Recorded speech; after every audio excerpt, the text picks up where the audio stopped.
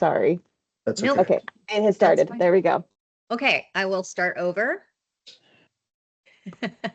Technology is fun. Okay, good morning and welcome to the July 10th, 2026 meeting of the Oregon Government Ethics Commission. It is 9:05 and due to some technical difficulties, we started a little bit late this morning, but I hereby call this meeting to order. For the record, my name is Shanoa Payne, and it's my privilege to serve as the chair of the Oregon Government Ethics Commission. Unfortunately, I was unable to make it to Salem today, so I am chairing this meeting from Portland online. Our executive director, Susan Myers, is in the Salem office, as our staff from the administrative, investigative, and training sections of the agency. Our counsel from the Department of Justice, Sean Brady, also is in the Salem office. Vice Chair Jonathan Thompson is in the Salem office, as is our newest commissioner, Larry Gibbons.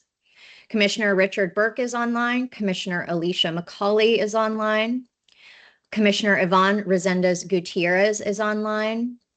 And Richard Burke, I think I already said, is online, as is Commissioner Sherry Helt. Commissioner Peter Jancy and Ann Metler are excused. Therefore, we have a quorum and we will proceed through the public and executive session agendas. I would love to just pause and give an opportunity for our newest commissioner to introduce himself, tell us a little bit about himself, and why you joined the commission. Well, as you know, my name is Larry Gibbons, and I've had a lot of background and experience in public meetings and public entities, from education to serving on the DEGAMI board and chairing the DEGAMI board. I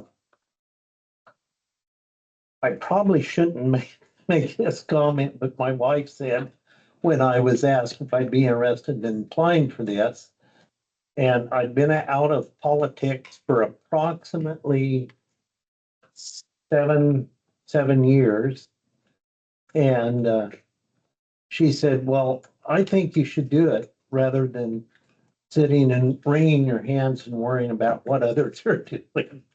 So I agreed to do it, and it's an honor. It is a real honor to be picked by Governor Kotek to serve on this committee.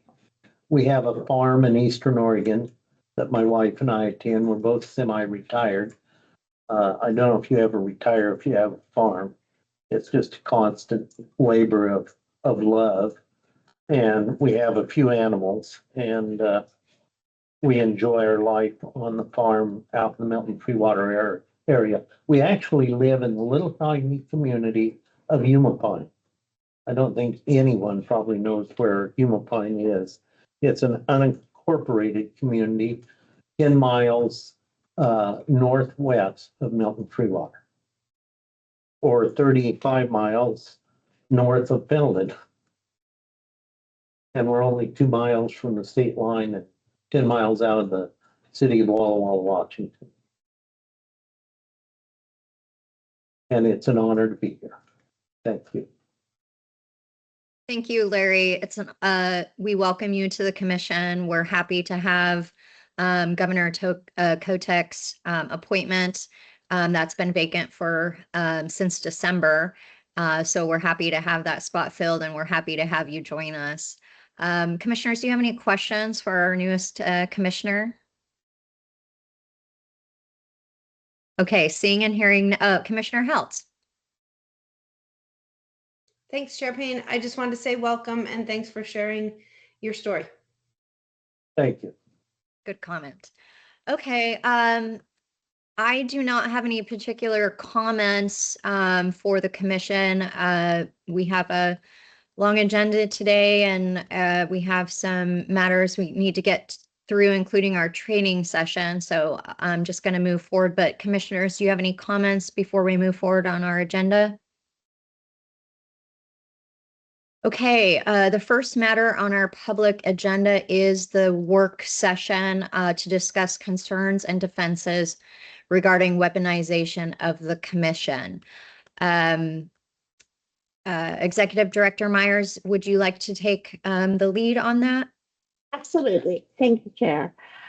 So at your last meeting, this came up and the suggestion was that the commission would like to discuss or have a work session to discuss these claims of the commission being weaponized. And we have seen a trend recently of those sort of statements being made by commissioners in the course of specific cases, by respondents in cases. And I wanted to address them, and I'm hoping you all talk to the issue. So the commission will see, and this has been true all 8-something years I've been here. There are complainants who will file multiple complaints, sometimes against the same person, sometimes against a lot of people. And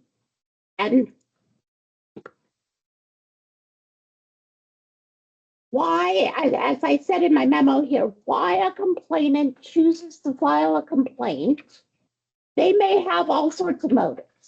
Their motives may be that they simply notice something wrong and they want to bring it to the attention of the commission. They may have political. There has always been accusations of this is simply being filed in retaliation, or this is a disgruntled ex-employee or something like that. But inevitably, why a complaint got filed isn't really relevant in terms of what commission staff look at.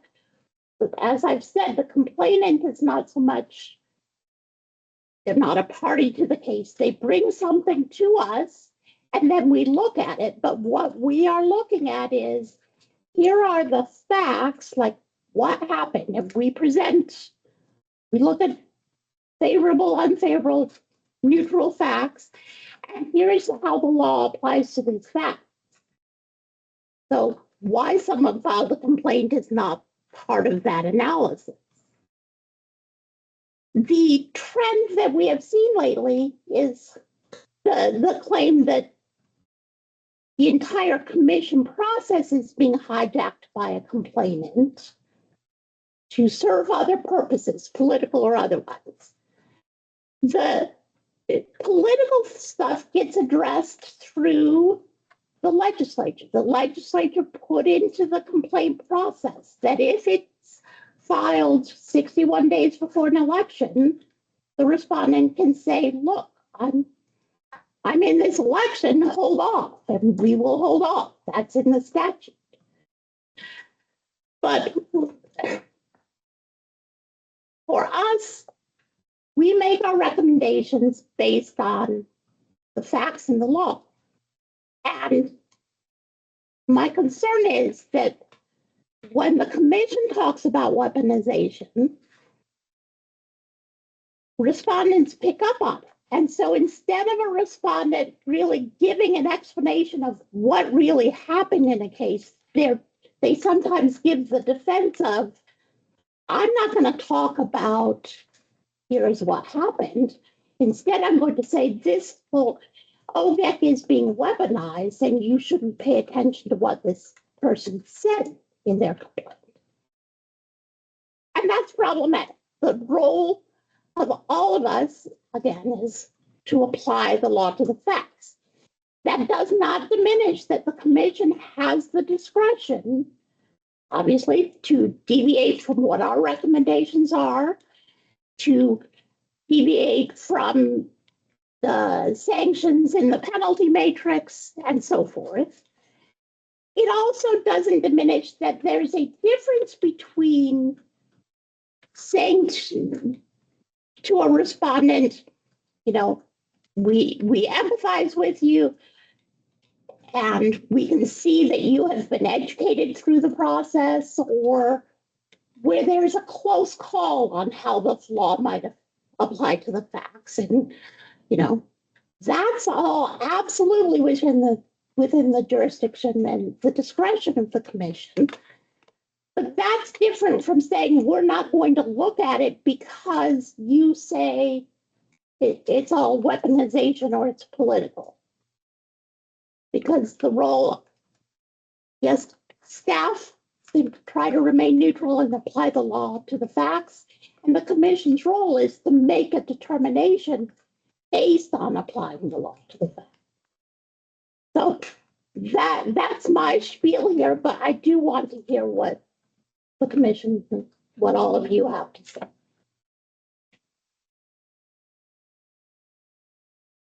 So Chair, back to you. Thank you, Executive Director Myers, for those thoughtful points. And I have some thoughts about those, but I was wondering also if you could talk about, you and I had a conversation about this at the beginning of my role as chair about putting some sort of verification on the complaint that didn't exist prior, so that people, I think there was nothing on the complaint that they had to even state that what they were saying was true. And I think there was a change in that regard based on our concern, my concerns and conversation with you about that. Can you talk about the steps we took to even change that in the last few months? Yes, so the complaint submission form in the case management system, the portal through which 99% of the people file their complaints. We did add that sort of verification affirmation box where they state that the information they are providing in their complaint and any associated documents is true and correct to the best of their knowledge. So that has been added as a reminder to the complainants, this is not the place for just making wild accusations with no information to back them up, that you should only submit the complaints that you believe are true and accurate. And I think that's a helpful step in regard to, combating sort of weaponization, and a first helpful step, because even if your motives are, simply retaliation, at least you're swearing that what you're putting in the complaint is true versus I'm just making up lies. There's no consequence for that. And I think we can talk about whether that's appropriate or not. I have feelings about that, but I do think it's important. For instance, I represent individuals who file complaints before the Bureau of Labor and Industries, and they have to sign under oath, that what they're saying is true before they file that sort of complaint. I don't think we've gone that far to require people to sign something under oath. And maybe that we want to go a step further and say, okay, you have to sign this under oath that what you're saying is true. Carries a little bit more weight. It says, I declare under penalty of perjury that what I'm saying in this complaint is true. It carries a little bit more gravitas. It says, I'm not just saying to the best of my knowledge, this is true. I'm saying under penalty of perjury that what I'm saying is true. Yeah,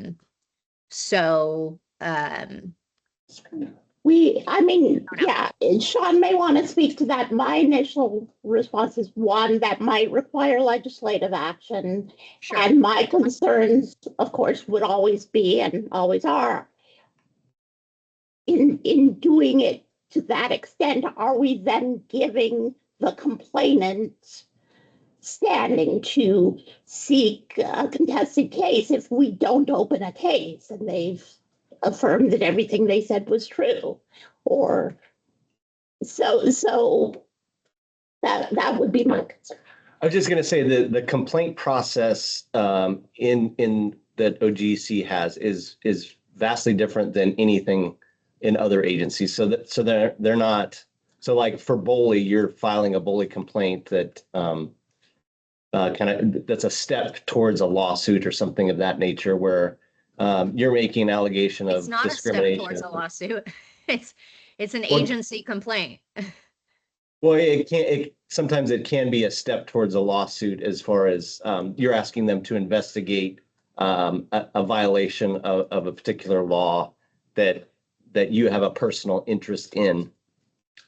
In this situation, the person may not have a personal interest in the outcome of the matter, but may want to hold their local government accountable for a violation of law, and they may not even know the facts involved because it may involve a public meeting that did not occur in a public session. So, for instance, the public doesn't know what happens in a public meeting that happened in an executive session, and so requiring them to assert that this is true to and under penalty of perjury may reduce kind of those type of complaints. I'm not suggesting you can or cannot do that. It's something we'd have to look at if you wanted to enter into rulemaking or something of that nature. But there is that kind of piece that these are slightly different complaints than maybe what is. Well, but before bully, the complainant is not a party. The Bureau of Labor and Industries is the party. And if they end up being part of the lawsuit, the plaintiff is the Bureau of Labor and Industries. And if the complainant wants to be a part of that lawsuit, they have to move to intervene as a party. They have no standing rights either. I guess I don't understand the difference. Yeah, I mean, the difference is that I guess that generally when somebody's making an allegation to the Bureau of Labor and Industries, they're doing so out of a private interest that they want to assert. So they're saying you discriminated against me, and here is what you're doing. In this particular case, there's not a private party that has an interest and cannot make any kind of claim outside of circuit court, right? So through the complaint process, they're just giving some sort of basis of a complaint that they may not know the factual information that they're relying on, because some of the information may not be known to them at the time that they're making the complaint. So for instance, they only have 30 days from the date that a violation of public meetings law occurred in order to make the complaint. They may not know what happened. And so there may be some things that they're providing that is just information that they can't certify that information is true. They may be speculating a bit. I'm not suggesting that you cannot do that. I'm just saying that there may be some implications to doing that. And that's all I'm saying. So. Commissioner Resendez Gutierrez. Thank you, Chair. Yeah, I mean, I think that's wrong. Sorry, but that's they do have a private interest in the outcome of the meeting or what was discussed at the public meeting. And for example, they could even have an action because their business could have been the one that lost out on a bid because it was given due to some favoritism and there was a conflict of interest. So they could potentially have a tortious interference claim. And so I think sorry, but I just don't think that's right. I think they are a lot more similar than they are different. And if we're concerned about what the attestation is, then we would rework the attestation to say the following is true to the extent I'm filing this in good faith. It's true as far as I know. So you're not committing to anything saying like, oh, I'm going to win this or you're going to find a violation. So I don't agree with that. I think that that's something we should be looking at because, and in terms of, saying certain things about it's being weaponized, it has been weaponized. And if we want to give a disclaimer saying, just because we acknowledge that this could be an instance where there has been some weaponization of this process doesn't mean that that we're not treating it seriously. We are going to go through the steps. And so I think a disclaimer could fix that or at least address it. But I'm not going to not acknowledge something when it's, in some of the cases we've had, it's clear that is an entire political issue in either a small town or a community that needs to be addressed and that needs to be stopped. Thank you. Thank you, Commissioner. Any other commissioners have comments? Vice Chair. Thank you, Madam Chair. I appreciate the discussion between our lawyer friends in the room. There was lots of big words there, so I appreciate that. But I think We try. yeah, I know you did well. I 2 points I want to make. First of all, I think there's a difference between somebody just saying it's a political thing as a way to get out of it. And to be very clear, if somebody responds and says this is a political thing and then does not address the facts of the case, that's very risky. And I do not recommend any respondent ever do that. Like, if you can say it's political, but then you got to address the facts. Otherwise, you're playing a dangerous game. But I think there's kind of two sets of them. There's the ones where it's just asserted it's political as a way to get out of it. That's group number one. But then there's the ones that are obviously political. And when I was thinking back to some of the cases we've had, kind of three groups jumped to mind. First, I mean, Lincoln County is having all kinds of political turmoil right now. And shockingly, we have a bunch of cases coming out of Lincoln County. A year or so ago, Josephine County was having a whole bunch of turmoil. I was down there for my daughter's basketball tournament. I thought it was election season with all the recall signs that were up. I mean, it was crazy. So, and shockingly, we got a bunch of cases out of Josephine County at that time. A little more recently, we had a case where the case was filed against a public official by an opposing party chair and simultaneously issued as a press release to the newspaper. I mean, come on. At some point, it gets pretty ridiculous. Now, I'm not saying we shouldn't address the facts of the case, but there are some egregious examples that I do think bear. And I like this conversation about, this, to the best of my knowledge, this is true. Make the complainants have a little bit of skin in the game is probably the wrong word because they don't have skin in the game, but something that maybe makes them think twice of this is just an extension of my political action committee right now. That's what I want to get away from. So thank you, Madam Chair. Commissioner Halt. Thank you, Chair Payne. Yeah, I really appreciate this conversation. I think it's a really good conversation to have because we don't necessarily slow down and have conversations about what we do. And so I'm really appreciative that you brought this forward.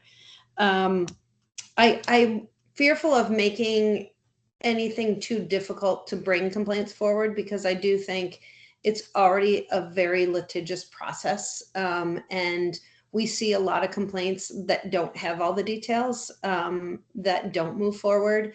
And I think it's really important that we take a tiny step back. And one of the things that I think is most important about this committee is that we are here to make sure there's good government.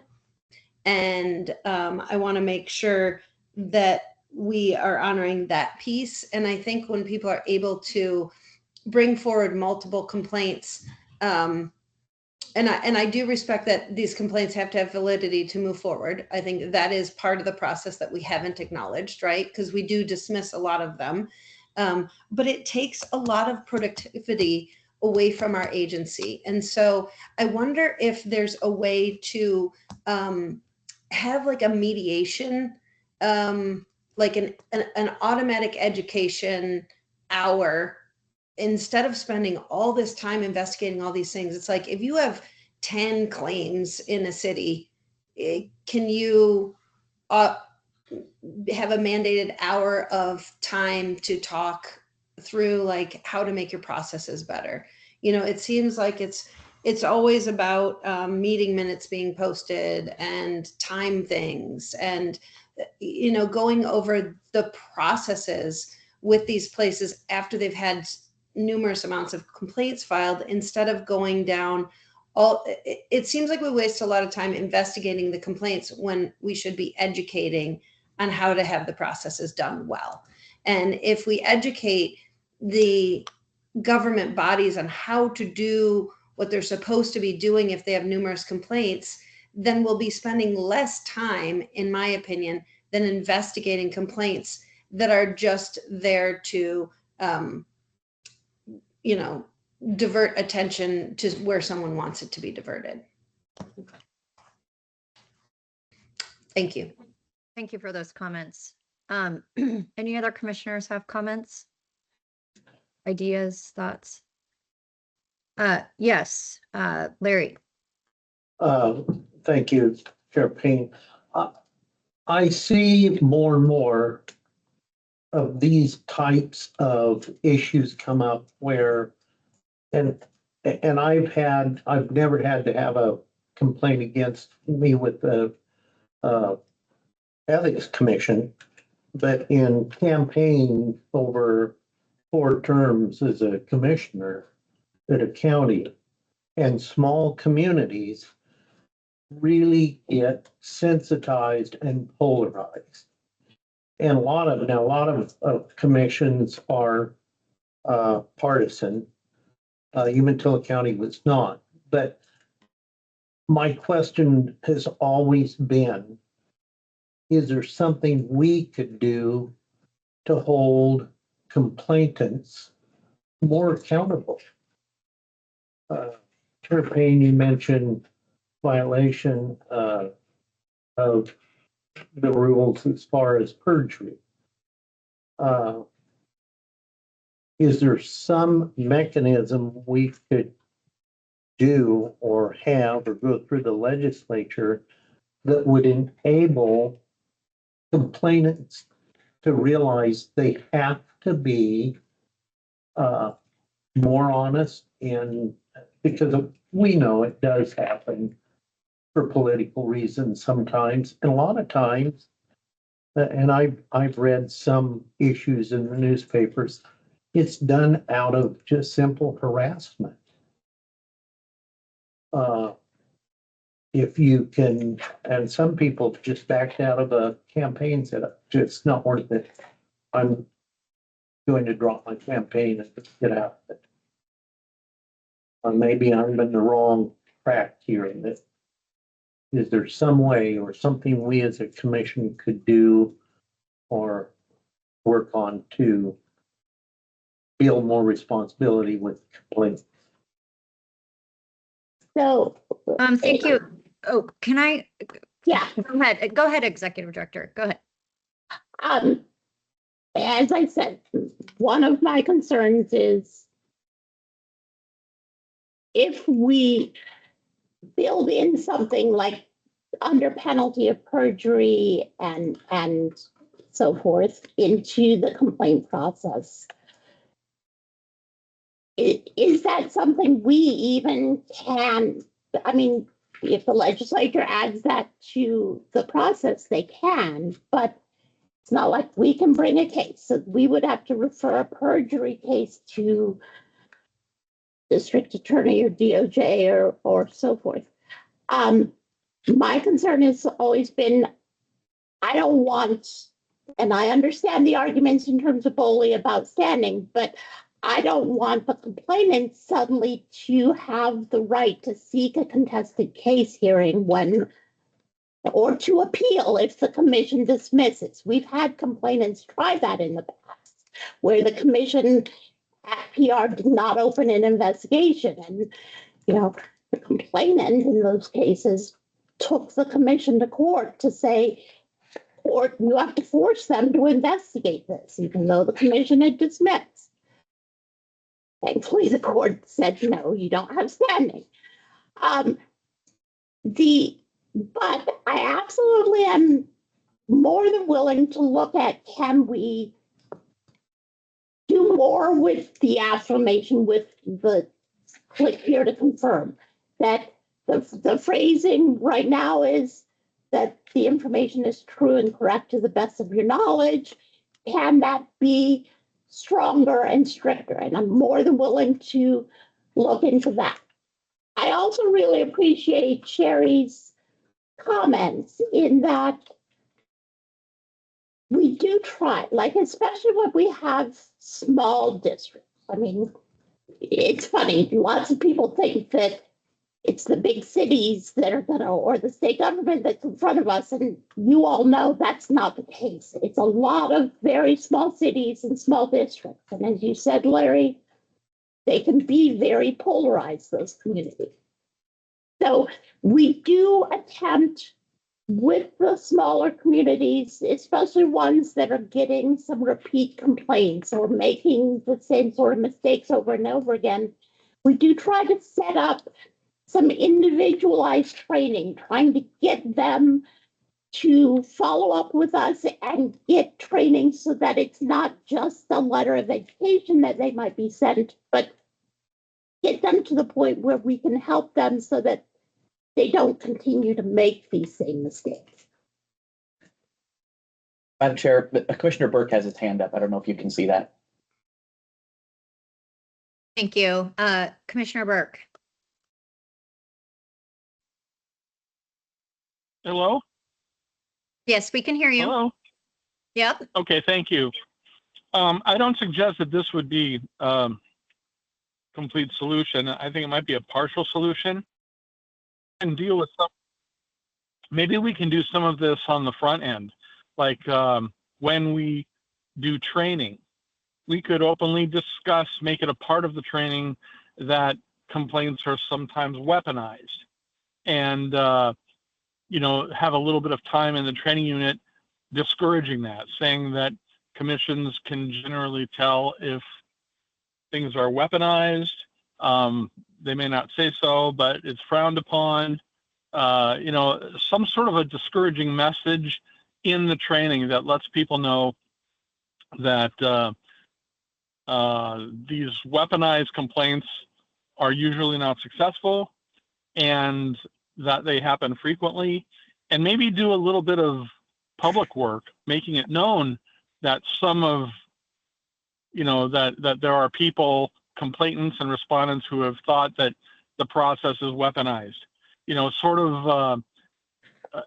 Right now, if I think generally an uninformed public, if they see someone has an ethics complaint against them, they think, oh, there must be something there. I think that's sort of the bias that there must be something there. They're not willing to wait for the process to play out. And that's why I think they do weaponize, that some people do weaponize it to get some sort of a political advantage.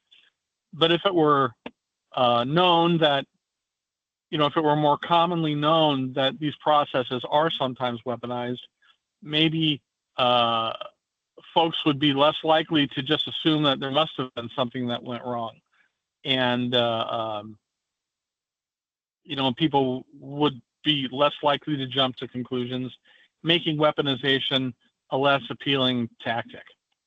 I'm just spitballing here, but that's my idea. Thank you, Commissioner Burke. I actually disagree with that approach for a couple of reasons. One, I think Executive Director Meyer's comments at the outset were accurate in that we do not consider whether the motivations behind a complaint have been for political purposes. So to tell public officials that weaponized complaints are not usually successful, I think would be an inaccurate statement. I also think that it's important for our body to stay a body of integrity and apart from the political system. And I think that we need to stay away from getting involved in those political sort of fights. And although we are recognizing that this happens, I do think that when it comes to a complaint that is actually before us, we have to simply consider the merits of the complaint apart from any motivations that of why it has been filed once the complaint is before us. Listening to Chair Payne, I agree with you. And so I withdraw my suggestion. Like I say, I'm just I want this to be a here. safe space, and there are no bad ideas. So I appreciate your spitballing, Commissioner Burke, and I want everyone to keep spitballing, even if we decide not to go a particular route. So Commissioner Burke, I appreciate you throwing out the ideas. Some will stick and some will not. So I appreciate you throwing out those anytime. ideas. Commissioner Halt. Thanks, Chair Payne. I wanted to just clarify the thought that I had earlier. If you qualified for education, it would be more like an addition to. It's not to, the process would still remain the same. It's just like you have had, 5 to 8 complaints. So therefore, we're going to have an education session that you are mandatory. It's an hour. It's mandatory because you've had so many complaints in your area, sort of thing. Maybe it's like a mediation or it's an education mediation, something like that. But it's not to take away from the facts of any case that would be filed previously. Obviously, there may be reasons that people are filing way more cases, and that is fine. We should hear those, and that shouldn't be biased towards that. But it just may be something that may help the areas get back to good governance, as opposed to continuing to file complaints that are very long processes and maybe unnecessary. Thanks. Good comments, Commissioner Hall. Executive Director Myers, in the penalty matrix, is there anything that allows for training to be other than like a letter of education? Is there anything that allows in the penalty matrix for mandatory training as part of like a stipulated order?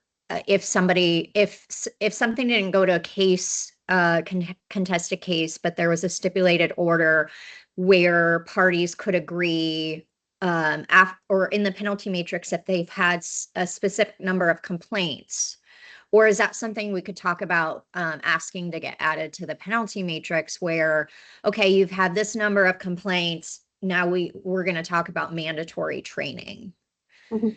So while it's not in the matrix, we could explore adding that to the matrix, and we have done that in the past. Here is the dilemma. You put it in the STIP and they say they will take this training. If they don't, then what happens? And so how do we enforce if they simply never show up?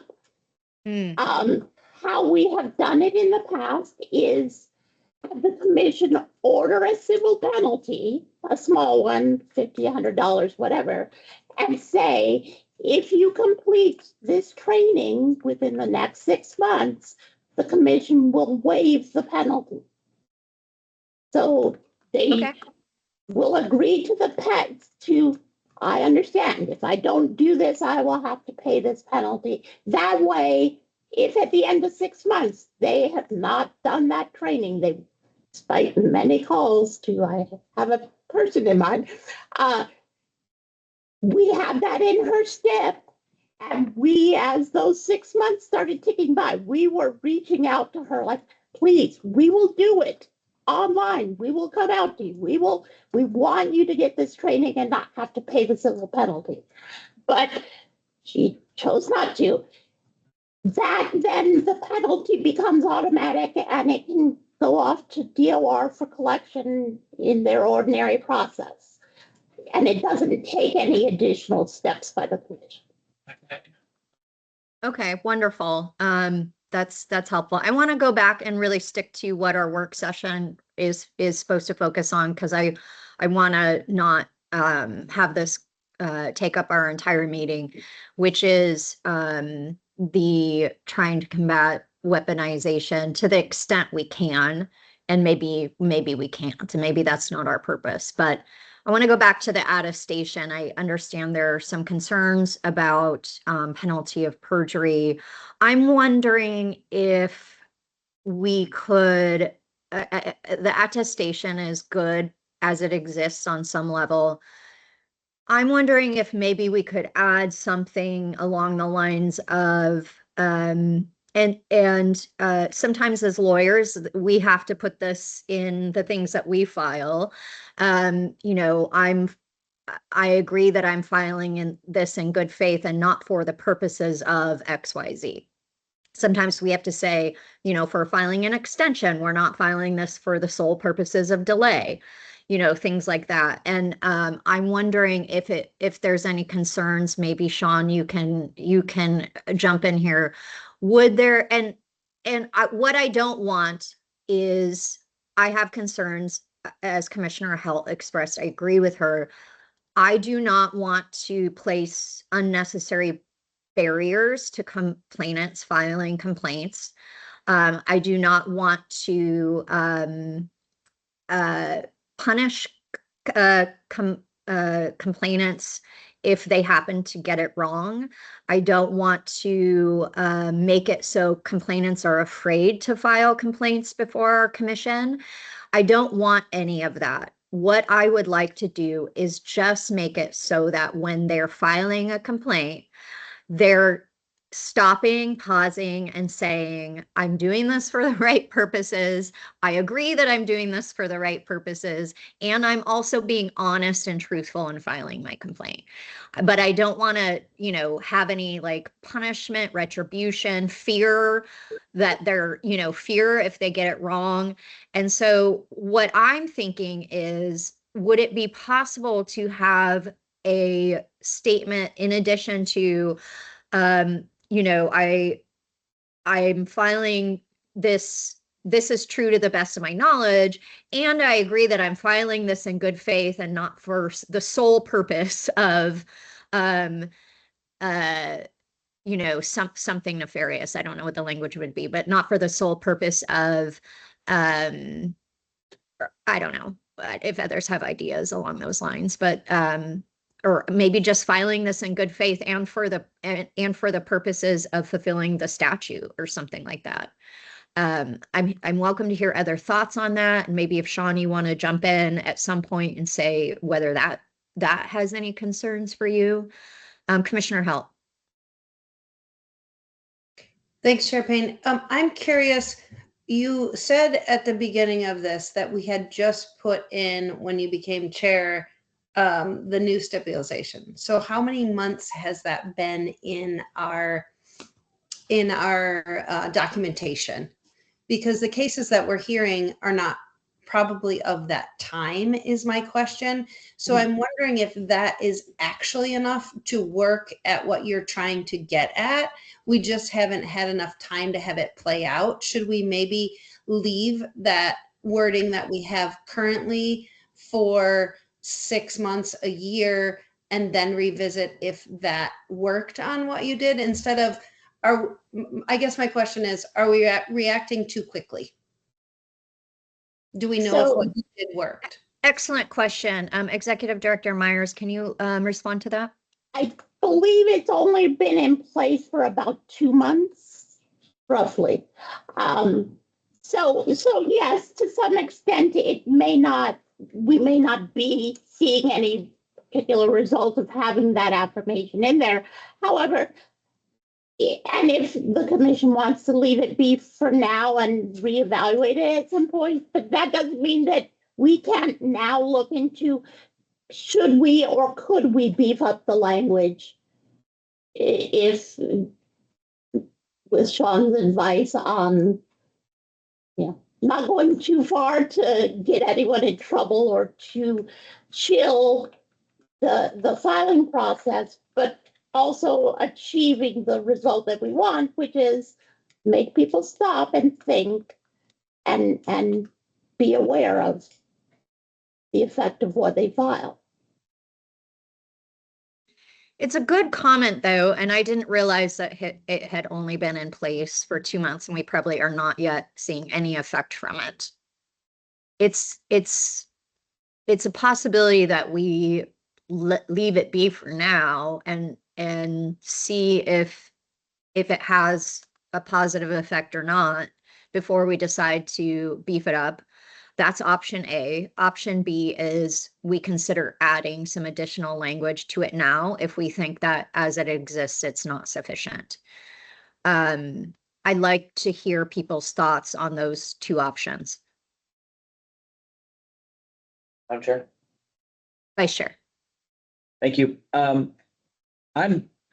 mean, in the spirit of Commissioner Burke spitballing, I'm not opposed to adding something to the disclaimer that full on says, I certify that I'm doing this because I believe a violation exists and not for political purposes. I mean, spell it out in black and white.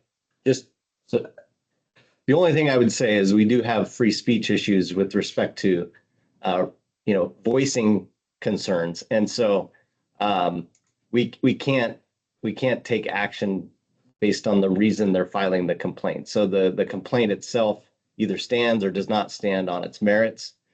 It's difficult to regulate the motivations of those who are filing those complaints, and crafting language that's legally that will legally withstand challenges would be difficult if we're looking into the reasons that somebody's filing those complaints absent a statutory change.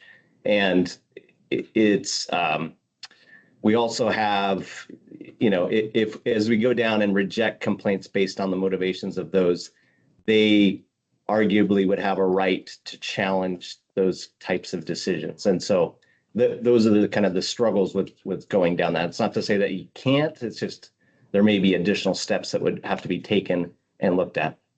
So, Sean, there wouldn't be any problem though if we said, in addition just to the facts being correct, that they believe in good faith that a violation occurred, right?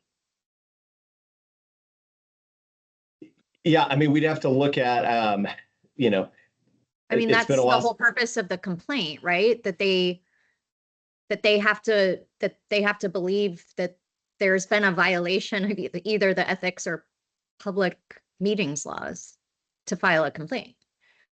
Yeah, we'd have to look at, does the statute basically either allow for that language to be attached? I haven't looked at the language itself, but generally, yes, assuming that there's nothing that in the statute itself would contradict that. I see your concerns about saying and not for purposes of, and not for political purposes because of the free speech concerns, but it seems to me that I just don't understand what the problem would be for adding, a good faith sort of attestation as to their belief that a violation has occurred.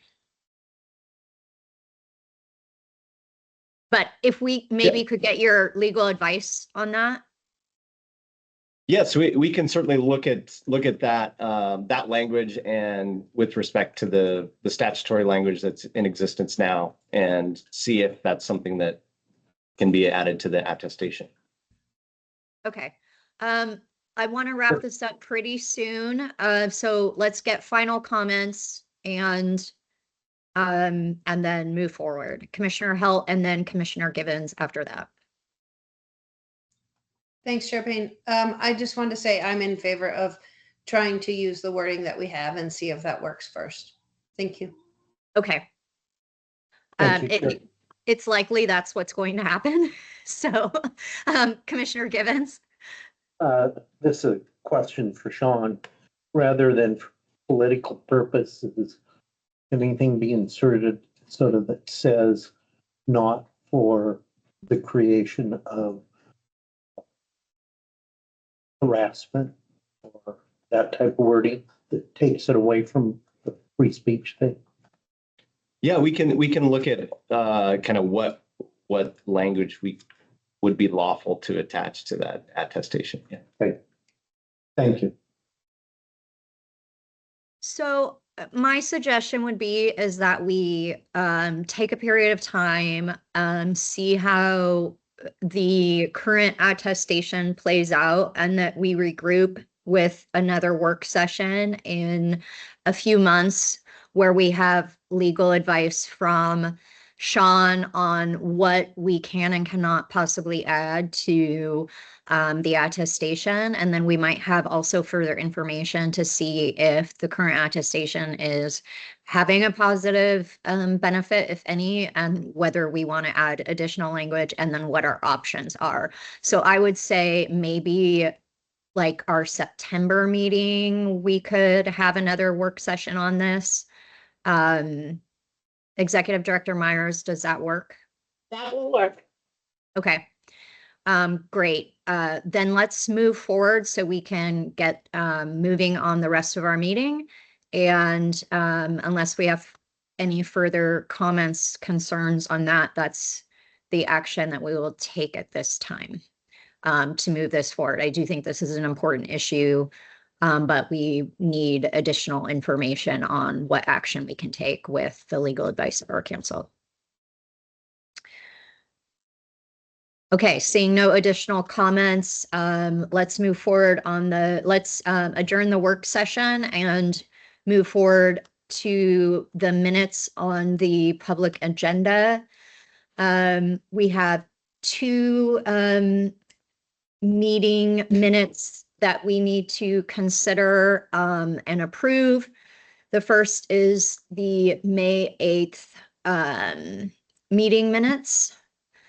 Anyone have any concerns, corrections, discussion on the May 8th, 2026 meeting minutes before we get a motion? Commissioner Halt. I can't remember if it's the May 8th or the other ones. I was late to a meeting, but it was because I had technical difficulties. I'm wondering if we could add technical difficulties in there just so it doesn't look like I showed up 11 minutes late on purpose. We would need to know which meeting. Okay. Because we need to have that change added. It was the June meeting. It was the June meeting. Okay, June meeting. Okay, so let's start with the May 8th, 2026 meeting. If there's no comments or discussion on that. Okay, Vice Chair, are you prepared to make a motion? Yes, thank you, Madam Chair. I move the commission approve the May 8th meeting minutes as presented. Okay, commissioners, you've heard the motion. Administrator, please call the roll. Commissioner Thompson. Aye. Commissioner Burke. Aye. Commissioner McCauley. Aye. Commissioner Helt. Aye. Commissioner Resendez Gutierrez. Aye. Chair Payne. Aye. Motion passed 6-0. Okay, on the June 12th, 2026 meeting, we will need to have a addition to those minutes that Commissioner Helt was late due to technical difficulties. And any other comments or additions? Commissioner McCauley. Thank you, Chair Payne. A quick note, I was not in attendance at that meeting, so I will be abstaining from those meeting minutes. Okay. Chair, it's on page 22 of your meeting books, but where it indicates Commissioner Halt joined the meeting at 9:11 a.m., I will add the statement of the delay was due to technical issues. Okay. Vice Chair, I believe you can move to approve with the noted addition. Yes, ma'am. Thank you, Madam Chair. I move that the minutes from our June 12th, 2026 meeting be approved as amended. Thank you, Vice Chair. Commissioners, you've heard the motion. Administrator, please call the roll. Commissioner McCauley is abstaining. Commissioner Resendez Gutierrez. Aye. Commissioner Burke. Aye. Commissioner Thompson. Aye. Commissioner Helt. Aye. Chair Payne. Aye. Motion passed 5-0 with 1 abstention.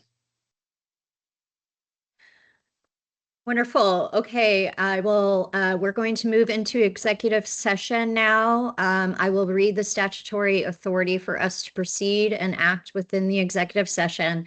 There will be a time and opportunity when called upon for commissioners to declare conflicts while we remain in public session and before we enter into executive session.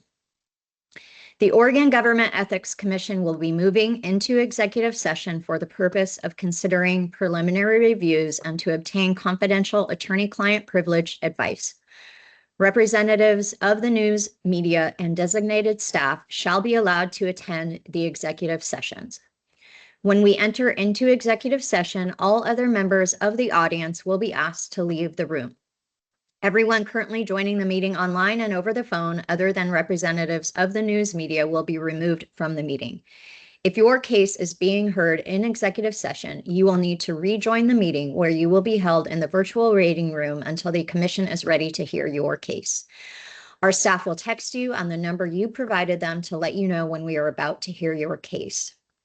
The first executive session is being held to consider preliminary reviews pursuant to the following authorities. ORS 192660 subsection 2F to consider information or records that are exempt by law from public inspection.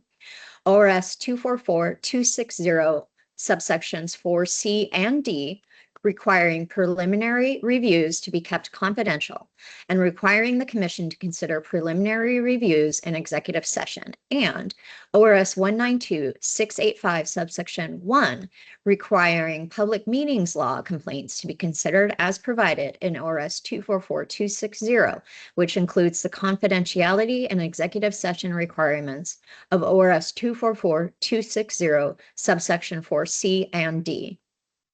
Representatives of the news media are specifically directed that after the commission has made its final determinations and adjourned the executive session, they may report on the preliminary review cases, including the commission's deliberations and its final determinations. ORS 244260 subsection 4DC authorizes the commission to deliberate and make its final determinations on preliminary reviews in executive session. Following the conclusion of the meeting, the commission will publicly disclose and post the audio and video recordings of the preliminary review executive session. The second executive session, item 23 on the executive session agenda, is being held under ORS 192660 subsection 2F to obtain confidential attorney-client privileged advice. No decisions will be made in the executive session.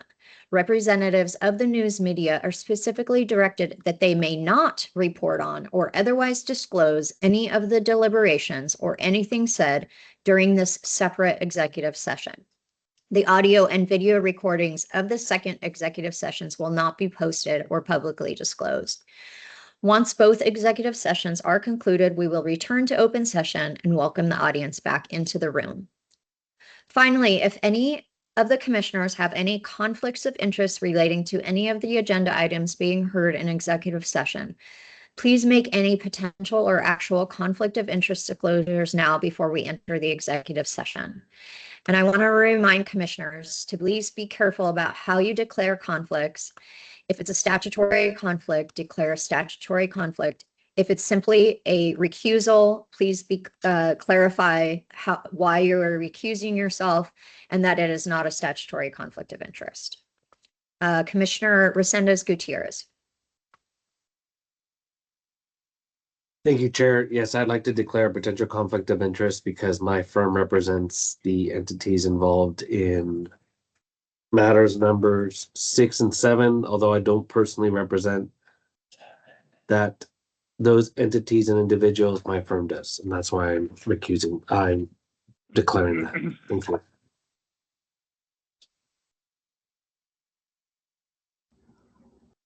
Thank you, Commissioner. Also, I can't see the Morrow Crane second floor room on my screen. I don't know if Chair, if you can, but I can't. I see the window, but I don't see any of the individuals on the video. It just disappeared. Thank you, Commissioner. I can see them. Maybe it's the layout that you have on your screen. I would maybe try a different view. I can see them on my screen. I can also see him. We just don't want you to see how much fun we're having in the room. So turn it off. Clearly. Thank you for declaring those conflicts. Commissioner Helt. Thank you, Chair Payne. I would like some advice on how to declare my conflict. I have two businesses where I pay into workman's comp insurance, and I would like to declare either an actual or potential conflict of interest for items 13 through 22. Hold on a second. Let me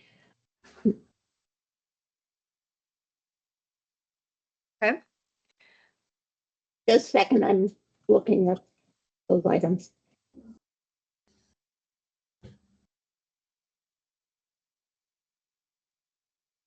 So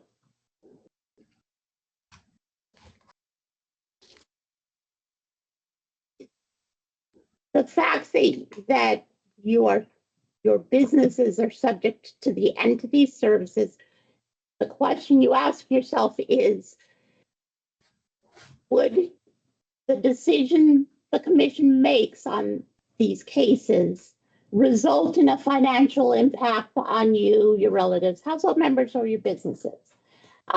If there would be a certain financial impact, it would be an actual conflict. If it's possible that it could result in a financial impact, it would be a potential conflict.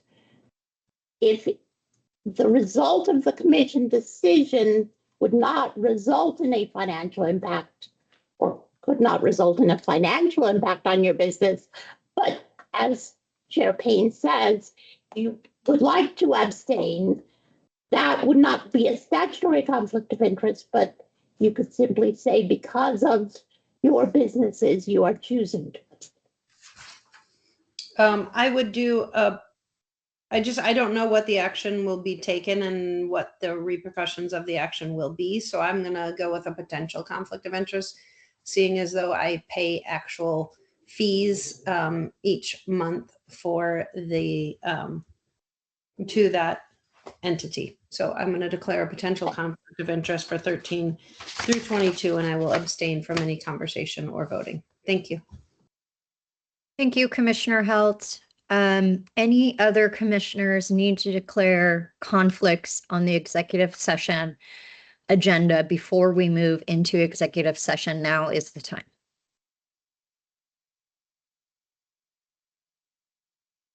Okay, seeing and hearing none, we will now move into executive session. Staff, please close the room and let me know when we are ready to proceed.